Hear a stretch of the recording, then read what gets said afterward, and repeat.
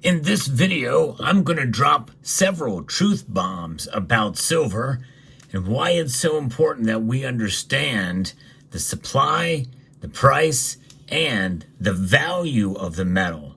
Let's talk about it as we explore.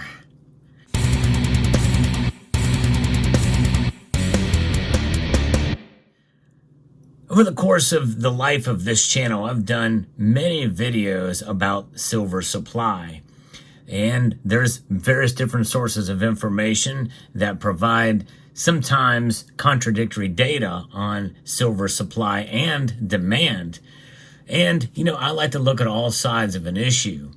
I think we've got to come to an understanding and realization that in reality, the shocking truth about silver is there is enough.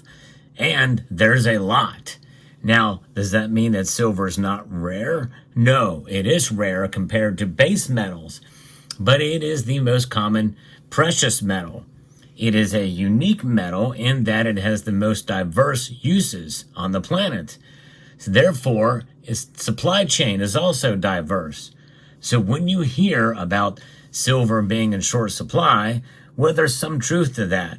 But in reality, there is a lot of silver out there, and from the different sources from which it could be, processed, there would be more than enough to meet those demands if it could get through those supply chains quick enough. That's really the nuanced discussion about silver and part of the truth about it, which is why you see conflicting information as well as conflicting price.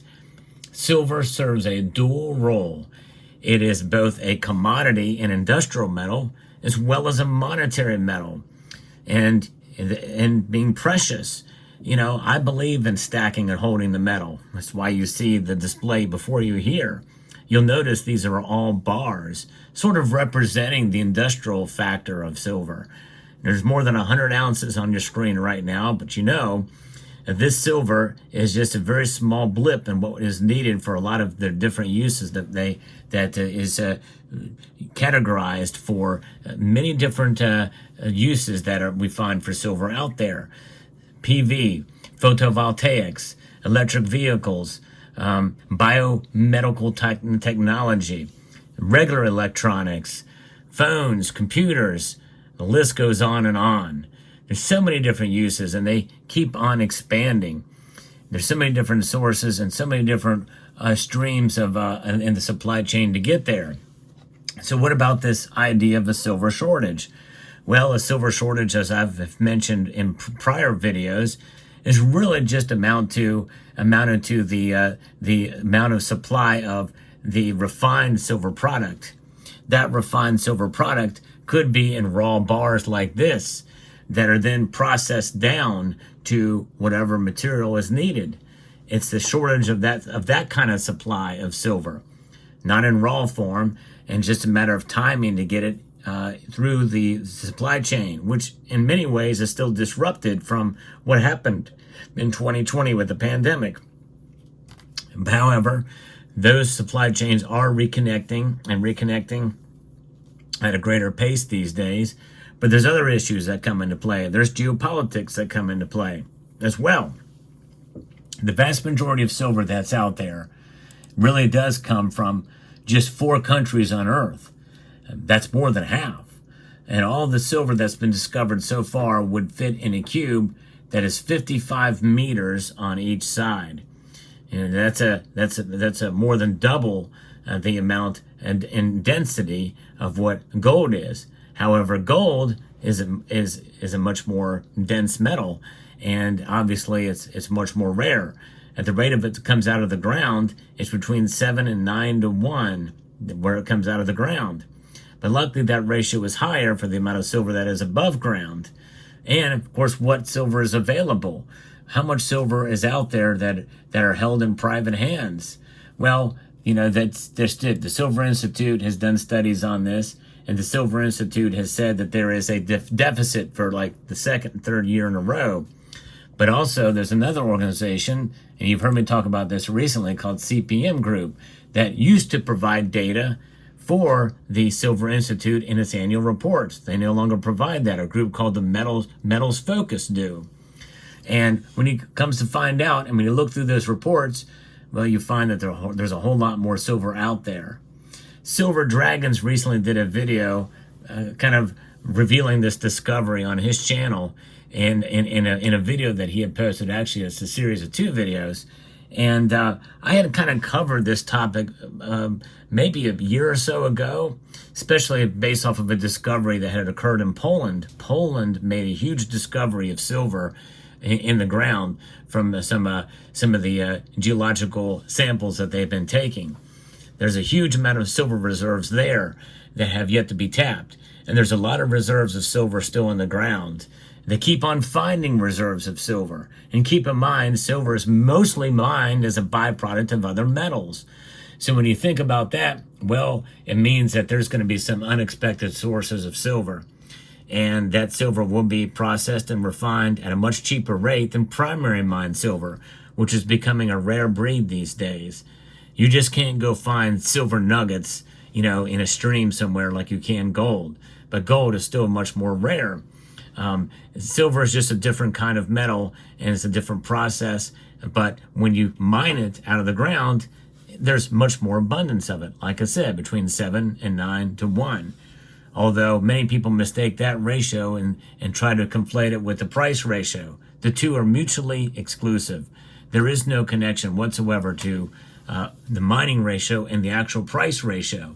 There's a closer connection to production cost than there are to actual mining ratios of the metals.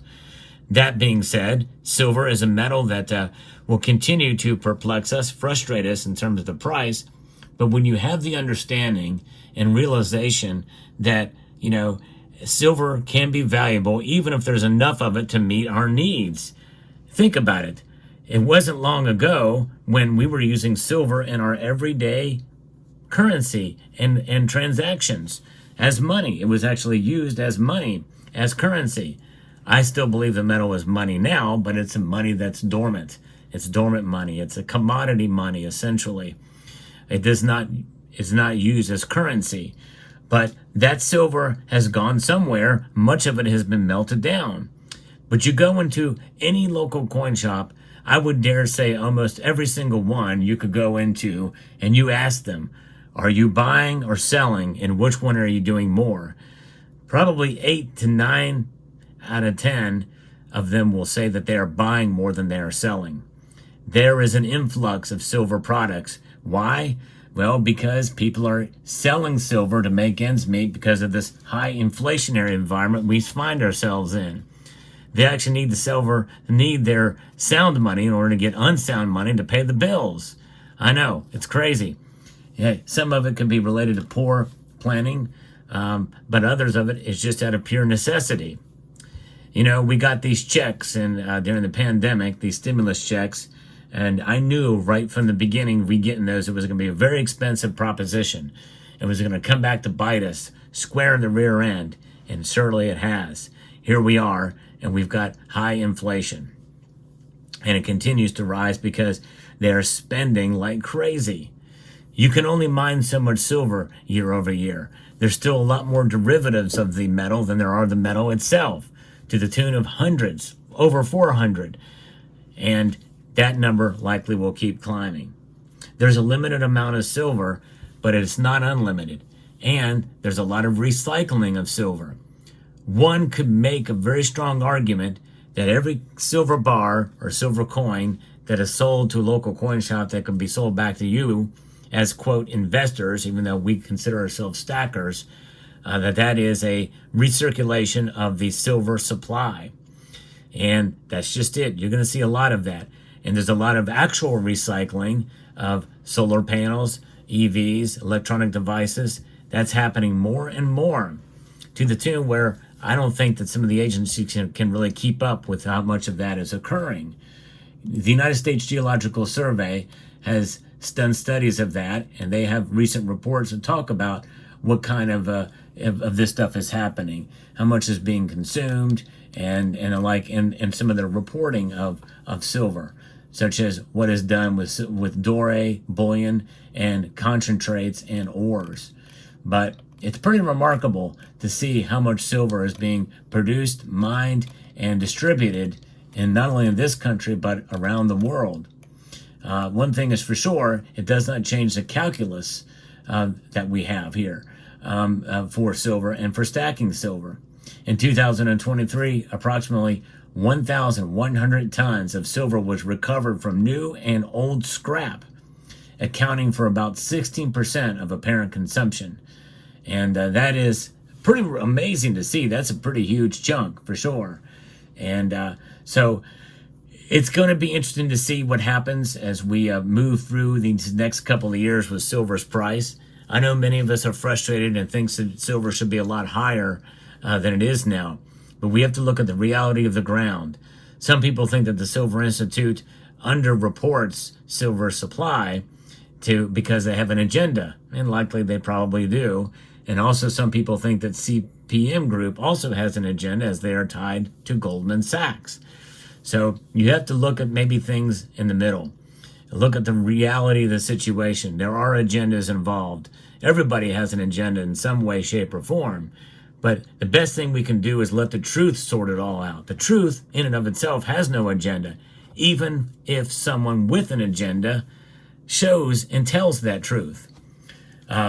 So in the end, the fundamentals have not changed for silver, but we must understand this truth about silver. There's a lot of it out, and more likely enough to meet demand for now in a general sense, not in a specific sense. There's going to be little silver shortages from time to time, a shortage of actual product to meet a specific demand criteria. But overall, they're mining silver and they're mining enough out of the ground and recycling enough to meet the demand. And I think that's part of the reason why we've not seen the price really truly break out.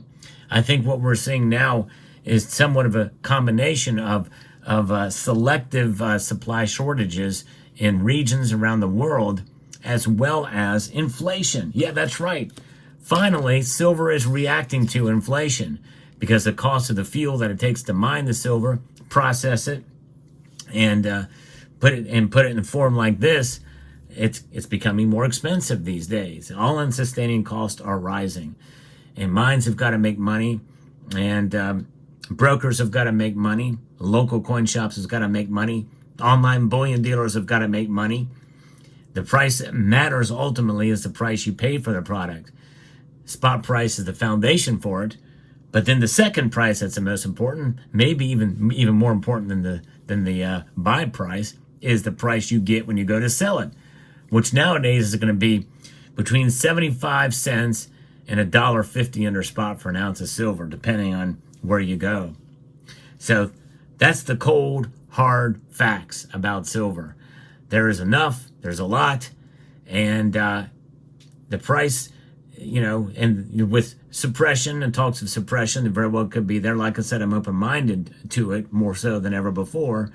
But the natural market is a very powerful force, and likely a lot of it is based off of supply, demand, and inflation. So let me know what your thoughts are in the comment section down below. Hope you found this video informative, insightful, and educational. Would like to extend a multitude of gratitude to each and every one of you for taking the time to watch, and to encourage you to please rate, share, comment, and subscribe.